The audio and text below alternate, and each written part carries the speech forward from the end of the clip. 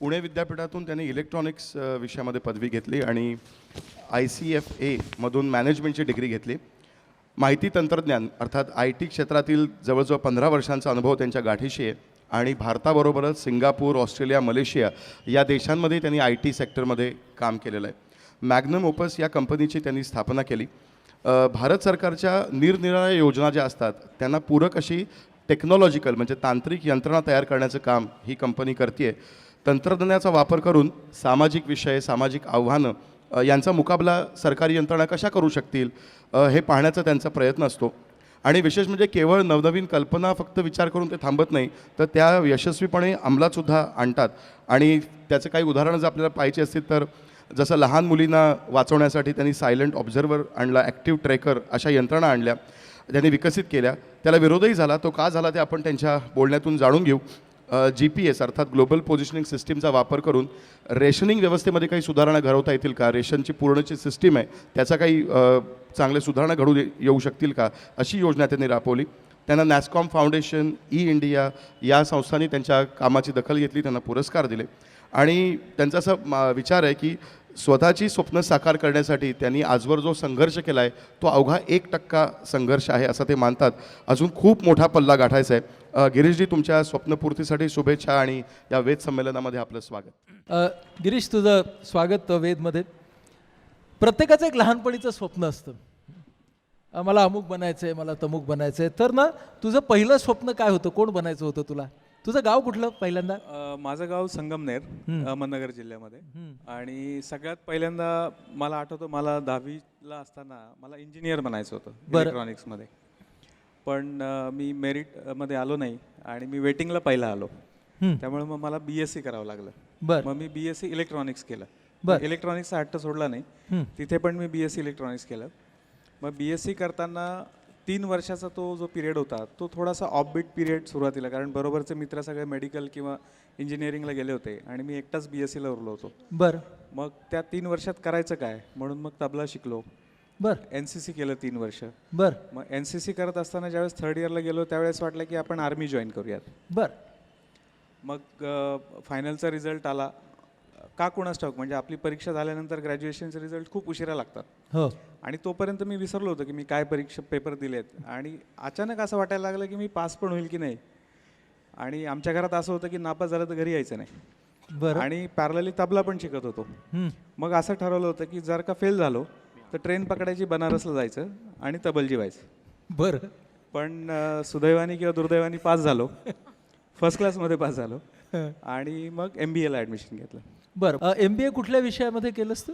MBA मी ICFA business school त्यावेळेस भारतात पहिल्यांदा सुरू झालं होतं. आणि त्यांची आपल्याकडे जसं चार्टर्ड अकाउंटंट ही एक डिग्री असते तशी चार्टर्ड अँड फायनान्शियल अनालिस्ट अशी अजून एक डिग्री आहे.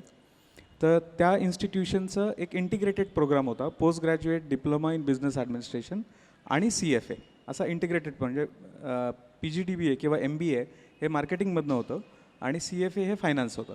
म्हणजे मार्केटिंग आणि फायनान्स हे दोन्ही एकत्र होतं. पण ते 2 वर्ष हे खऱ्या अर्थाने टर्निंग पॉईंट होते, कारण तिथे बिझनेस म्हणजे काय त्याचं पूर्ण ओरिएंटेशन झालं. आम्ही पहिल्या बॅचचे असल्यामुळे आम्हाला रेग्युलरली पॉलिश करण्यासाठी एक्स्ट्रा मेहनत घेण्यात आली. आणि मग ज्यावेळेस MBA संपत आलं त्याच वेळेस डोक्यात आलं होतं की आता आपल्याला जॉब नाही करायचा, आपल्याला बिझनेस करायचा.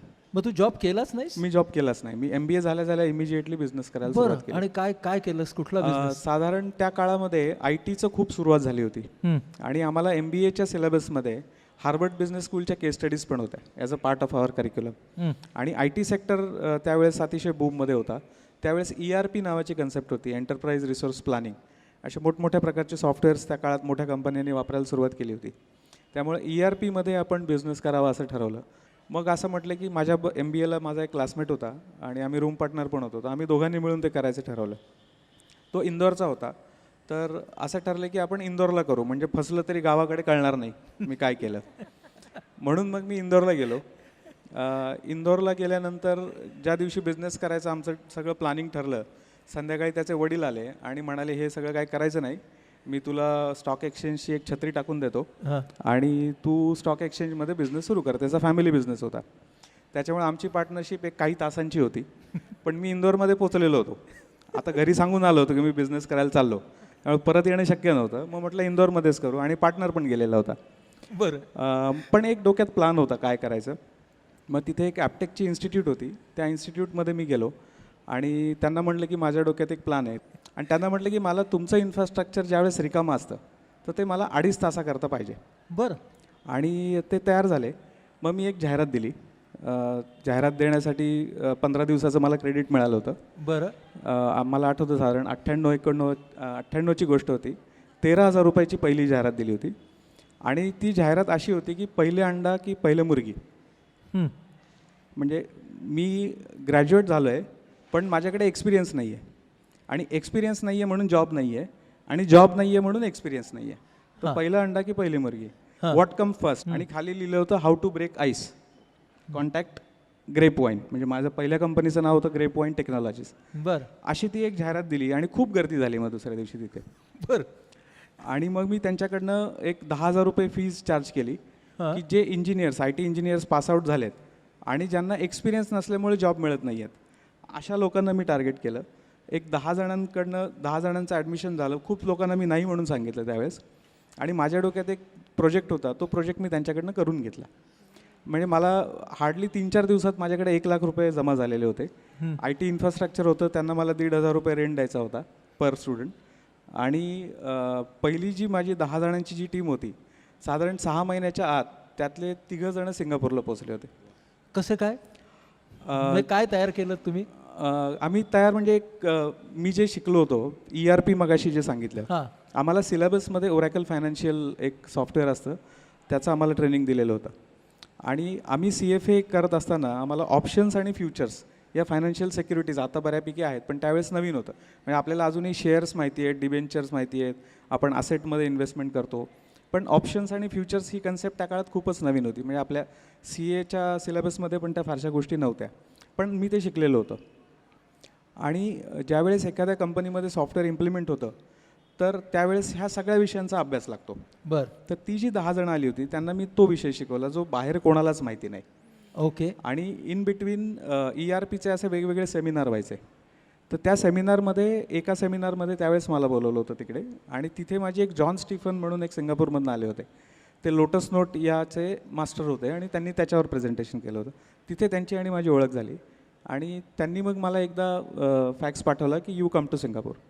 बरं. मग पासपोर्ट MBAला असताना आम्ही काढलेलाच होता.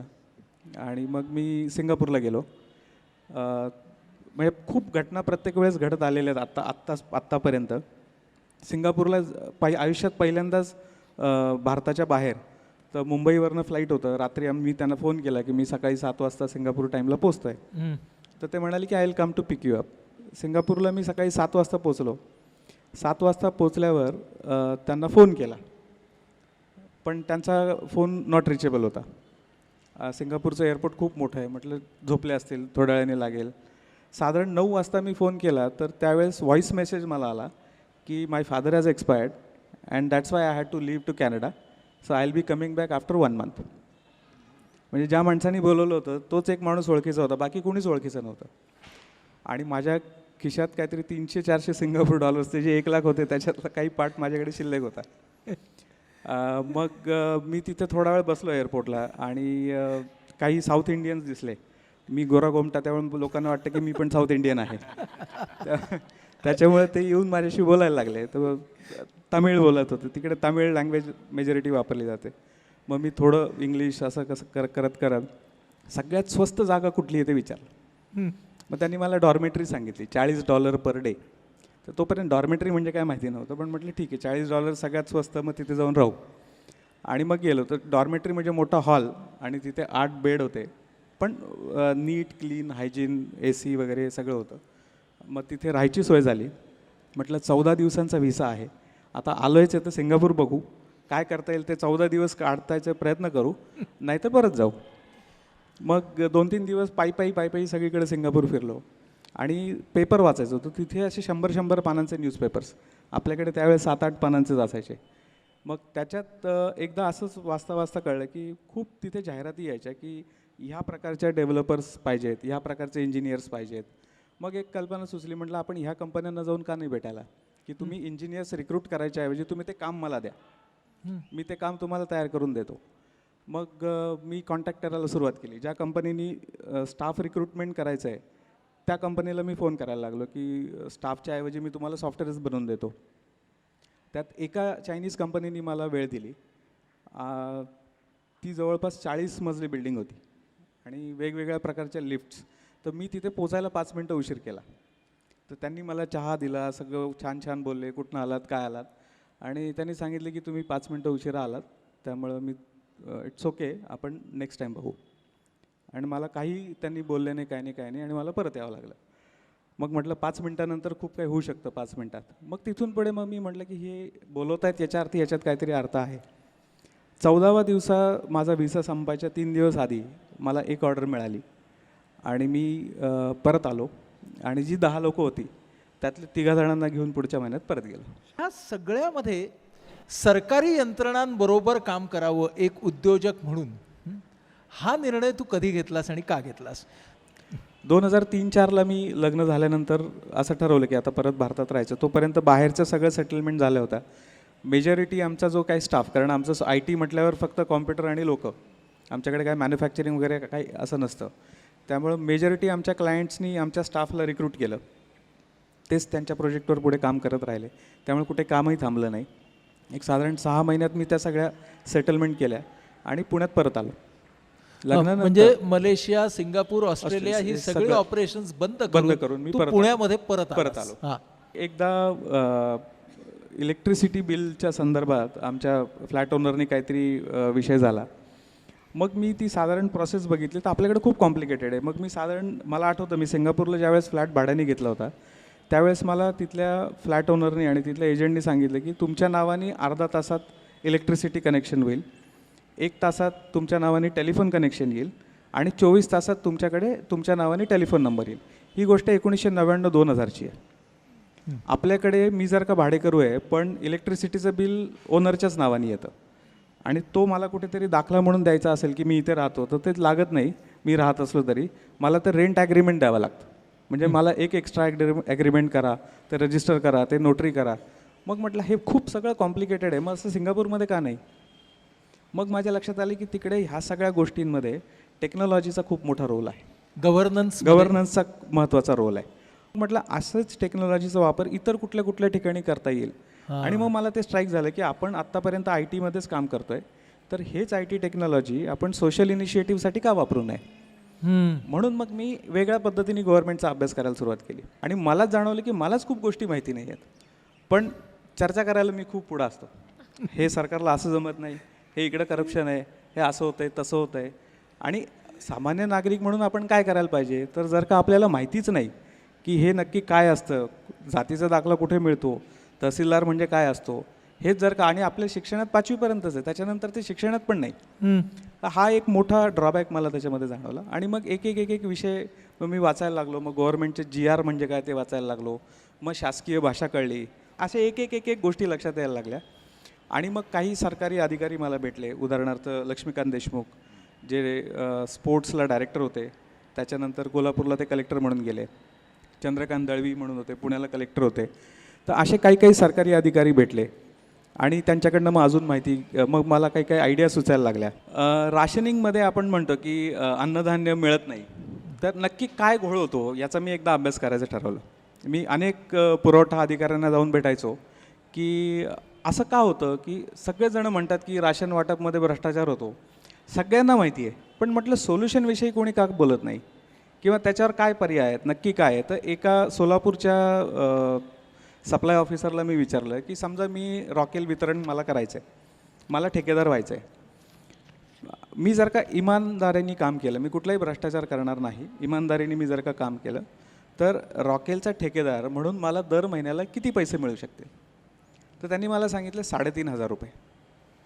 3,500 रुपये महिना. मग मी जर का रॉकेलचा टँकर, त्याचं भाडं, ड्रायव्हर, हे सगळं मला 3,500 रुपयात कसं परवडणार? मग म्हटलं ही सगळी लोक तक्रार का करत नाही की आमचं कमिशन वाढवा? तर त्यांचं म्हणणं असं पडलं की कमिशन वाढवलं तर ते 3,500चे 35,000पर्यंत जातील, पण कमिशन न वाढवता ते महिन्यातनं 4 ट्रक टँकर जे आहेत ते घरी येऊन जातात आणि 3.5 लाख रुपये कमवतात. बर त्याच्यामुळं जे काही टँकर ओनर्स आहेत किंवा जे काही हे राशन दुकानवाले आहेत हे कमिशन वाढवा म्हणून कधीच मागणी करत नाहीत. त्याच्यामुळे तो कुठेतरी तो नॅचरली तो बॅलन्स झालेला आहे सगळा PDS मधला. मग अन्नधान्य वितरण, लोकांना अन्नधान्य मिळत नाही. का मिळत नाही? तर आपण जुन्या सिनेमात बघतो की ती म्हातारी बाई त्या दुकानात जाते आणि तो सांगतो की माल खतम हो गया आणि मागं गोडाऊन भरलेले असतात. तर तशीच परिस्थिती आहे सगळीकडे. मग आम्ही काय केलं की जे अन्नधान्य वितरणाच्या ज्या गाड्या असतात किंवा रॉकेट जे टँकर्स असतात त्याला आम्ही GPS सिस्टीम बसवली. म्हणजे मला आत्तासुद्धा मी इथे बसून कुठला टँकर कुठे आहे आणि गोडाऊनमधनं कुठलं अन्नधान्याची गाडी घेऊन कुठे निघाली आहे हे सगळं कळू शकतं. मग त्याच्यात आम्ही अजून एक प्रयोग केला. आम्ही एक छोटंसं ॲप्लिकेशन तयार केलं आणि एक टँकर एका पर्टिक्युलर एरियासाठी फिक्स असतो किंवा एक ट्रक जो अन्नधान्याचा असतो तो कुठे जाणार आणि कुठल्या राशन दुकानात देणार हे ठरलेलं असतं आधीच. मग त्या दुकानामध्ये कोण आहेत कार्डधारक त्यांचे मोबाईल नंबर घेतले आणि गोडाऊनमधनं ट्रक निघाला की ऑटोमॅटिकली त्या सगळ्या लाभधारकांना SMS पाठवतो. प्लस त्या शाळेतल्या सरपंचाला, शिक्षकाला, सरपंचाला, पत्रकारांना SMS जातात की गाडी नंबर सो अँड सो ह्या योजनेतनं इतका गहू, इतकं धान्य घेऊन इतक्या वाजता निघालेला आहे. त्याच्यामुळे तो टँकर पोचायच्या आधी कार्डधारक त्या दुकानात पोचतात आणि त्या दुकानदार म्हणू शकत नाही की आता माल नाही आहे. कारण तो म्हटला तर BPLवाला म्हणते बघ गव्हर्नमेंटचा मेसेज आला आहे. जरा ते हायवे पेट्रोलचं सांगशील? हां, ॲक्च्युली पोलीस गाड्यांसाठी सुद्धा म्हणजे आपल्याकडे मगाशी मॅडम जसं म्हणाले की 24/7 त्यांची ड्युटी असते.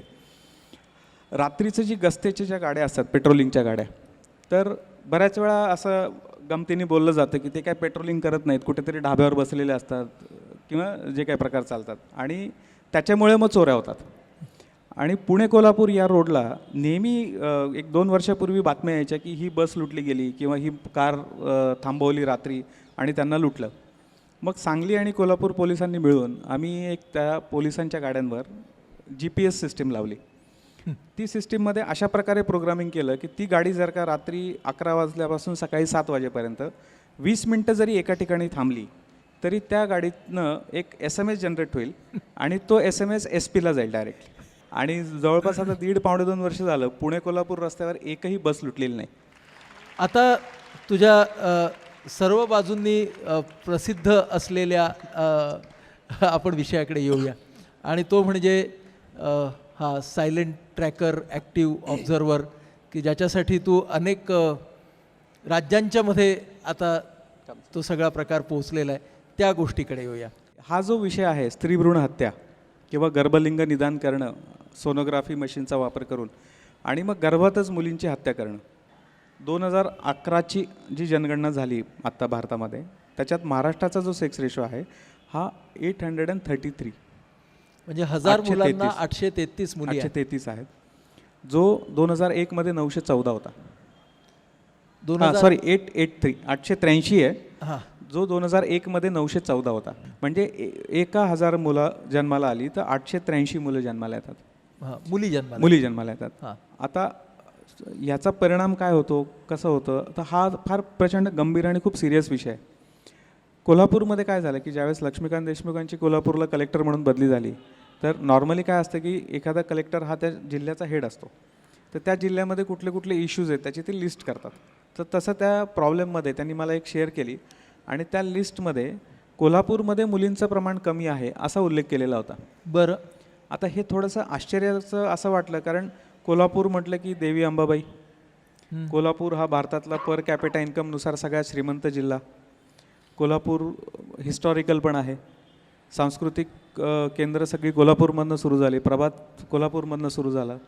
त्याच्यामुळे अशा सगळ्या पद्धतीने समृद्ध असताना कोल्हापूरमध्ये 839 मुली 1000 मुलांमागं एवढा कमी सेक्स रेशो का, हे थोडंसं पटत नव्हतं. कारण आत्तापर्यंत कुठलाही सामाजिक प्रश्न किंवा कुठलाही सोशल इश्यू म्हटलं की तो गरिबी किंवा ग्रामीण भाग असं आपल्या पटकन डोक्यात येतं.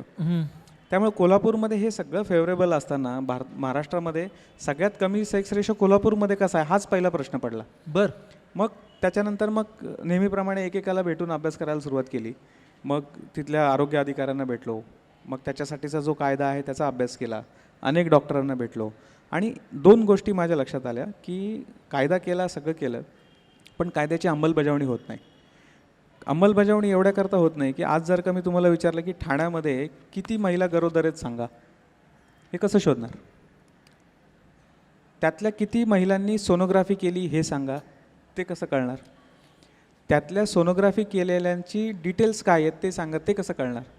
की किती आठवड्यांची प्रेग्नन्सी आहे, तिला आधी 2 मुली आहेत का, काय आधीचे अपत्य काय आहेत, नंतर त्यातली किती प्रेग्नन्सी कंटिन्यू झाल्या आणि किती ॲबॉर्शन झाली हे सांगा. हे कळण्यासाठी कुठलंही मेकॅनिझम नाही आहे आणि हे मेकॅनिझम नसल्यामुळे कायद्याची अंमलबजावणी होत नाही. कारण आपल्याकडे अशी एक पद्धत आहे की 5वा लागल्याशिवाय आपण शेजारच्याला सांगत नाही की बायको गरोदर आहे. तर अशा केसमध्ये गव्हर्नमेंटला स्वतःहून कोण जाऊन सांगणार माझी बायको गरोदर आहे? त्यामुळे ही माहिती गोळा कशी करायची हा सगळ्यात मोठा प्रश्न होता. मग त्या कायद्याचा अभ्यास केल्यावर एक लक्षात आलं की एक फॉर्म F नावाचा प्रकार असतो की प्रत्येक गरोदर बाईची सोनोग्राफी केली तर त्या सोनोलॉजिस्टला तो फॉर्म भरणं बंधनकारक आहे. त्या फॉर्मवर त्या गरोदर बाईनी पण सही केली पाहिजे आणि जो डॉक्टर आहे त्याची पण त्याच्यावर सही असली पाहिजे. पण जिथे जिथे गर्भलिंग निदान होतं आहे अशा ठिकाणी हे असा विषय आहे की जिथे कंप्लेनरच नाही आहे. कारण डॉक्टर आणि ते पेशंट किंवा ती प्रेग्नंट महिला आणि तिची फॅमिली हे मिळून हे कृत्य करतात. कारण डिमांड लोकांमधनं येते की आम्हाला मुलगाच पाहिजे आणि ती डिमांड सप्लाय केली जाते डॉक्टरकडनं.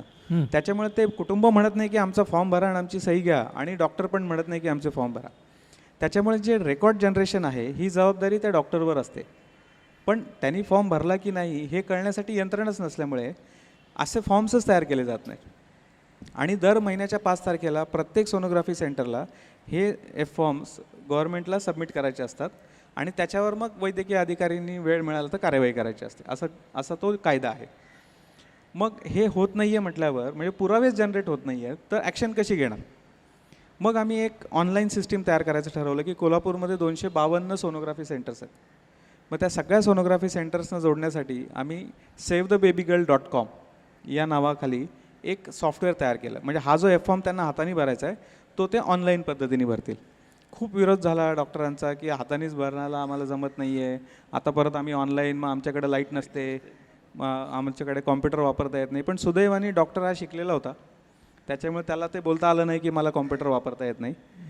इलेक्ट्रिसिटीचाही प्रॉब्लेम नव्हता कारण जर का लाईट नसेल तर तुमचं सोनोग्राफी मशीन पण चालणार नाही. त्याच्यामुळे इन्फ्रास्ट्रक्चरचा प्रॉब्लेम ह्या प्रोजेक्टला मला आला नाही. ते कारणं देऊन विरोध करता आलं नाही. हळूहळू त्यातले काही चांगले डॉक्टर जे होते ज्यांना जे खरंच अशा इनिशिएटिव्हला सपोर्ट करतात त्यांनी हा विषय उचलून धरला आणि ते म्हणाले की नाही आम्ही तयार आहोत. आणि बरेचसे सिनियर डॉक्टर होते. मग काही लोक तयार झाल्यावर मग बाकीच्यांना विरोध पण करता आला नाही. पण फक्त ऑनलाईन पण पुरेसं नव्हतं कारण ज्याला हाताने कागदावर भरायचं नाही तो ऑनलाईन पण भरणार नाही. मग म्हटलं असं काय करावं की जेणेकरून प्रत्येक सोनोग्राफी रेकॉर्ड होईल. मग एक डिव्हाइसची कल्पना सुचली की हे डिव्हाइस आपण जर का त्या सोनोग्राफी मशीनला जोडलं आणि सोनोग्राफी मशीनच्या मॉनिटरवर जे काय दिसतंय ते जसंच्या तसं त्या डिव्हाइसमध्ये रेकॉर्ड होईल. म्हणजे इथे कुठल्याही त्या प्रेग्नंट लेडीचा फोटो किंवा बाहेरचा कॅमेरा वगैरे असं काहीही नाही. म्हणजे आत्ता समजा हे जे काही टेलिकास्ट होत आहे तर इथं 3 स्क्रीनवर टेलिकास्ट होत आहे. तर हा स्क्रीन समजा डॉक्टरचा, तो स्क्रीन तिकडे डिस्प्ले करायच्याऐवजी आम्ही त्याचं व्हिडिओमध्ये कन्वर्ट केलं आणि त्या लोकल हार्ड डिस्कमध्ये स्टोअर केलं. म्हणजे काय झालं की आज दिवसभरात मी जर का 8 तास मशीन माझं चालू होतं तर त्या 8 तासात किती सोनोग्राफी झाल्या, कुठल्या कुठल्या अवयवांच्या, कुठल्या कुठल्या प्रकारच्या पेशंटच्या झाल्या, याचा सगळा तंतोतंत व्हिडिओ त्याच्यामध्ये स्टोअर व्हायला लागला. तर ही ज्यावेळेस कन्सेप्ट सुचली मग आम्ही त्या पद्धतीने डेव्हलप करायला सुरुवात केली. पहिलं जे डिव्हाइस होतं त्याचं नाव होतं सायलेंट ऑब्झर्वर. ते आम्ही काही सोनोग्राफी मशीन्सना जोडलं आणि ते सक्सेसफुली इम्प्लिमेंट झालं. म्हणजे ती कन्सेप्ट वर्क व्हायला लागली. मग हे सायलेंट ऑब्झर्वर त्याच्यामध्ये काही त्रुटी होत्या, मग त्या त्रुटी पण दूर केल्या गेल्या आणि एक पुढचं व्हर्जन तयार करण्यात आलं ज्याचं नाव ॲक्टिव्ह ट्रॅकर. मग त्याच्यामध्ये ते फुल प्रूफ तयार करण्यात आलं की त्यात कुठलंही टॅम्परिंग होणार नाही, डेटा चोरी झाला तर कसं, तर त्यात खूप टेक्निकल सुधारणा केल्या. कोल्हापूरमध्ये ते इम्प्लिमेंट केलं. साधारण 270च्या आसपास सोनोग्राफी मशीनला आम्ही ते मशीन बसवलं. 2001ची जी जनगणना होती त्याच्यामध्ये कोल्हापूरचा सेक्स रेशो होता 839, 839. 2011ची जी जनगणना झाली त्याच्यामध्ये कोल्हापूरचा सेक्स रेशो वाढलेला दिसला, तो 846 झाला. आणि आत्ता मार्च 2012 कोल्हापूरचा सेक्स रेशो 890 झाला. तू जेव्हा ना इतर सगळे IT क्षेत्रातले कोट अनकोट यशस्वी उद्योजक पाहतोस तेव्हा तुला काय वाटतं? म्हणजे उद्योजकांना, चांगल्या लोकांना बघायला नेहमी चांगलंच वाटतं आणि इट इज ऑलवेज इन्स्पायरिंग. म्हणजे मी असा हट्ट कधीच धरत नाही की जे मला आवडतं तेच सगळ्यांनी करावं किंवा मला लोकांनी फॉलो करावं असं मला कधीच वाटत नाही. कारण एक काल परवा फार छान किस्सा ऐकला की एक लहान मुलगी असते आणि तिचे आईवडील तिला कपडे घ्यायला जातात दुकानात. तर दुकानदार एक ड्रेस दाखवतो, ती आई म्हणते नाही नाही हा तिला आवडणार नाही. मग दुसरा दाखवतो, नाही नाही नाही हा तिला खूप भडक होईल. मग ती मुलगी म्हणते, एक शर्ट उचलते, म्हणते आई हा मला आवडेल का गं. ही परिस्थिती आहे की आईवडील फोर्स करतायत, म्हणजे मुलांना असं वाटतं की त्यांनाच माहिती नाही. माझ्या बाबतीत सुदैवाने असं कधी झालं नाही. मला घरातनं तर पूर्ण सपोर्ट होताच आणि आत्तापर्यंत जे काय करत आलो आहे, बऱ्याचशा गोष्टी माझ्या फेल्युअरमुळं मला ह्या कराव्या लागल्या. आणि फेल्युअरने मला शिकवलं की इतरांपेक्षा मी वेगळा पडलो, इतरांपेक्षा मी मागे पडलो. त्याच्यामुळे मग ती डबल जिद्द निर्माण झाली की नाही नाही आपण पण काहीतरी करून दाखवायला पाहिजे, आपण काही कमी नाही. आणि आज सिंगापूरहून परत आल्यानंतर इथं राहण्याच्या निर्णयाबद्दल काय वाटतं? नाही, 100% योग्य निर्णय होता आणि आता अजून कितीही परिस्थिती आली तरी परत जायचं नाही. गिरीश, तुझ्या पुढच्या सगळ्या शोधासाठी आणि शोध प्रवासासाठी खूप खूप शुभेच्छा.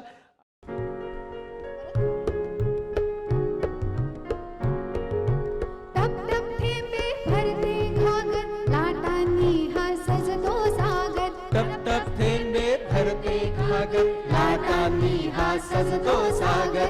एक बद्ध तर एक थांब, नाते ह्यातील तू मज सांग. एक बद्ध तर एक थांब, नाते ह्यातील तू मज सांग. टप टप थेंबे भरते घागर, लाटांनी हा सजतो सागर. टप टप थेंबे भरते घागर, लाटांनी हा सजतो सागर. असीम ऊर्जा म्हणजे सागर, देहभोवती रचतो घागर. असीम ऊर्जा म्हणजे सागर, देहभोवती रचतो घागर. जन्म मृत्यूचे पालन ताडन, कर्तृत्वाला मध्येच अंगण. जन्म मृत्यूचे पालन ताडन, कर्तृत्वाला मध्येच अंगण. एक घडा जरी दिसे लहान, अनेक मिळूनी होती महान. एक घडा जरी दिसे लहान, अनेक मिळूनी होती महान.